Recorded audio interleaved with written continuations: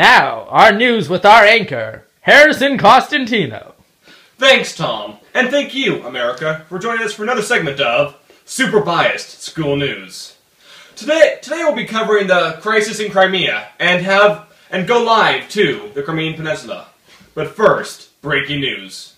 Taco Bell has just introduced a new waffle breakfast taco. It's gonna revolutionize the way we think about breakfast. Thanks for joining us, and we're back to Crisis in Crimea. Now we're gonna go live to Max Jacobs, reporting directly from Russia. Max Jacob reporting from the border of the Ukraine and new Soviet Union. I mean Russian Federation. And boy is it cold. In case you've been in a doomsday bomb shelter for the past 20 days, Russia has invaded a part of Ukraine known as Crimea.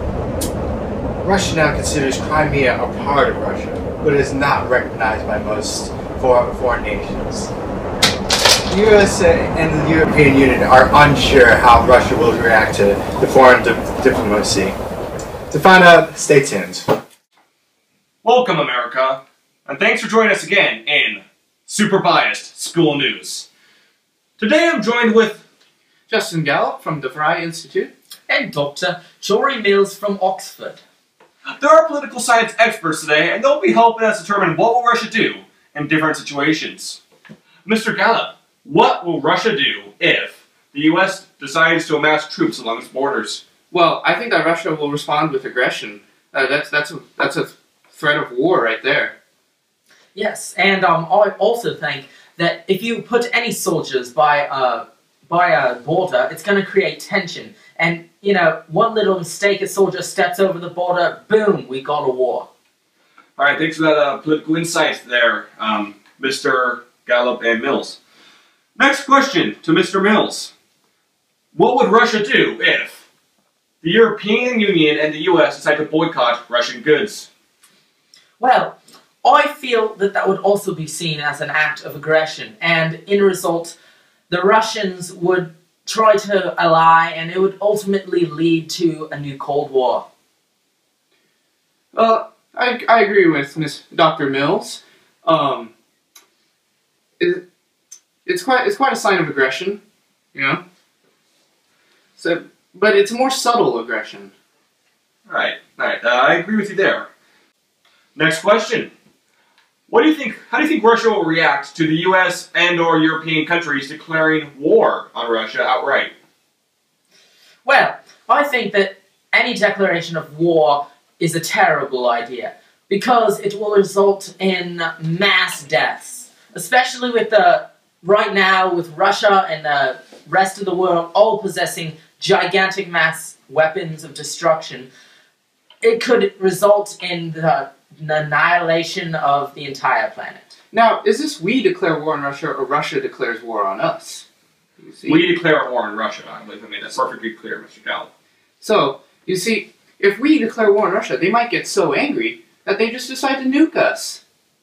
I see your point, but if they decide to nuke us, then we're all dead, because then we're going to decide to nuke them, and we'll all be exactly in a pile. And that's why people of America, you should care. If this turns into nuclear war, you'll be dead, most likely.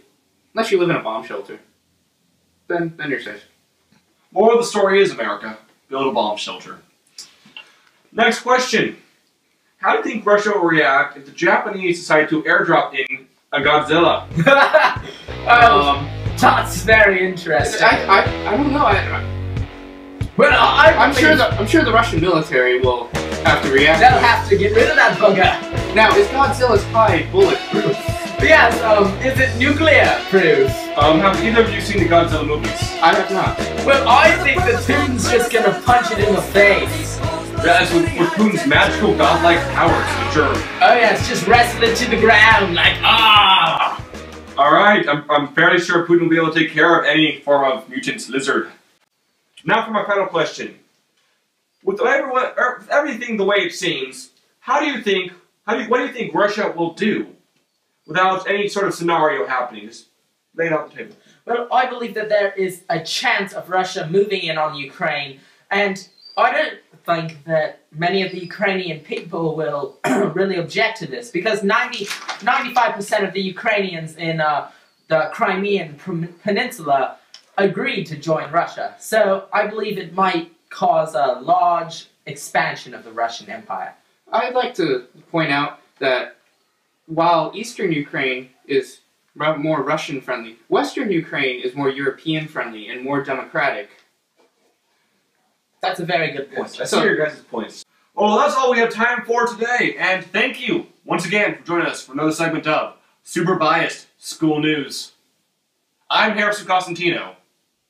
I'm Dr. Jory Mills from the Oxford University. And I'm Dr. Justin Gallup from DeVry University. And we're saying good night.